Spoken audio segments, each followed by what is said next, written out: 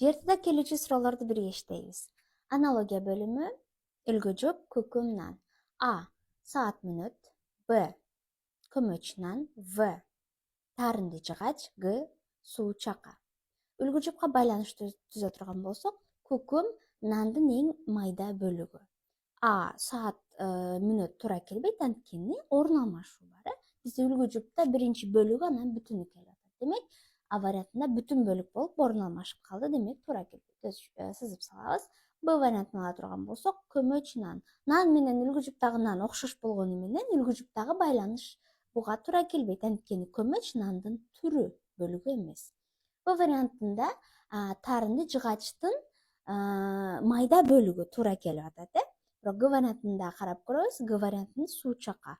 Бул туура келбейт, анткени суу менен чака экөө бир заттын бүтүн бөлүгү катары келбейт, эки башка зат болуп атат. Демек, бул аналогияда туура жооп тарынды жыгач.